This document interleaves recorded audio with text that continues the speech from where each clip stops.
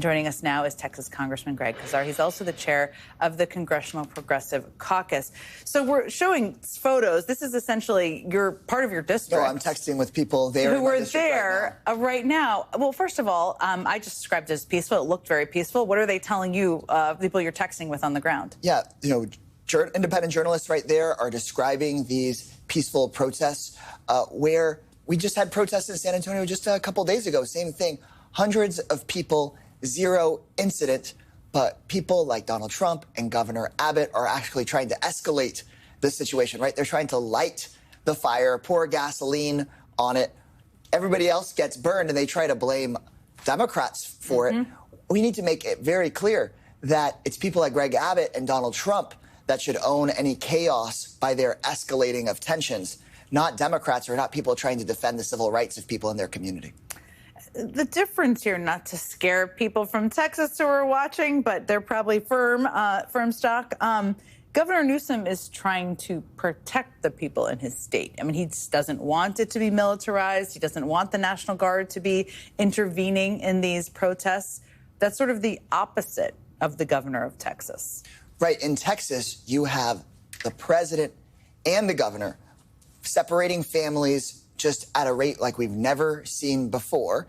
And then when people go out and do what anybody would do, protest people in your community being terrified, or even worse, people from your community being taken away unjustly, when they go out there and protest, we have a governor that I think sincerely wants to see someone get hurt so that then he can act like a strong man to come in and save the day, when really it's people like the governor that are stoking up this kind of division.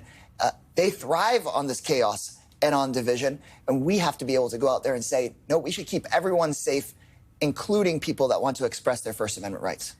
What do you I mean, the thing is that for people who organize protests or are a big part of it, they want them to be peaceful because that makes a successful protest. What do you tell people who are calling your office, who may be scared about whether they'll be safe, don't know what to do, or fearful for themselves or their neighbors with these ICE raids? Look, Donald Trump does not want people to hear about what he's really doing on immigration, because it is incredibly unpopular, including with people in Texas that voted for Donald Trump, for kids' hands to be zip-tied together in a San Antonio courthouse. Because it might be an immigrant kid today, but then it very well could be your neighbor's kid, a U.S. citizen kid, tomorrow. And so this is incredibly unpopular. And when folks are asking about, should I go out there and protest peacefully, look, it's a long-held American tradition, and it oftentimes is the people of the United States that have made injustice public, even when the leaders of our country want to hide it. And so really, as an elected official, I can speak out, but it means even more when it's your neighbor talking to your neighbor, or somebody from work that says, hey, we're going to go out there and make our voices heard in what could be a scary time. You were watching what ICE is doing is scary. I mean, it's horrifying, and what we're seeing in LA and other communities. You were kind of on the early end in 2018 of calling for the abolishment of ICE. You said recently, I think, that you kind of changed your position. But what do you think now about what should happen here with the future of ICE as they're being militarized by this administration? The abuse is out of control. I think that we can all agree, kind of wherever it is you fall on the spectrum here in the Democratic Party, that this is just unacceptable. And what we're seeing now is that Donald Trump has gone so extreme that this isn't now just about immigrant rights. This is about the rights of everyone, including the rights of kids. I mean, let's just start with the kids.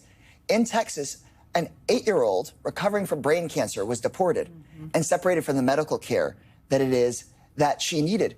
We have ICE officers showing up at our school districts, pretending that they're coming to check in on kids with parental consent, and their parents have not given consent, and their teachers are having to ask for warrants. In my district, as we just described, there are photographs of kids with their hands zip tied together. And so this is no longer just an immigrants' rights issue. It's an issue about protecting the rights of all Americans. And I think that connects to our need to reform these federal agencies to make sure that they actually follow the Constitution and basic rights. So I think we kind of have gone beyond the 2017, 2018 moment to one where everyone's rights are at stake. I mean, look, you don't have to be an immigrants' rights voter to recognize that it's really scary for the President of the United States to take the Marines that are supposed to be protecting us in war and sending them for political purposes into our American cities. That's not what those Marines are trained for, and it's not what they want to do. No question about that. We're seeing that in polls, too. It's not just the morality of it. It's the politics of it, too. Congressman Greg Casar, I always enjoy talking to you. Thank you so much. Good talking to you, too. Time to go on offense on some of these issues. That's right. You always are. You're an offense guy, which I love.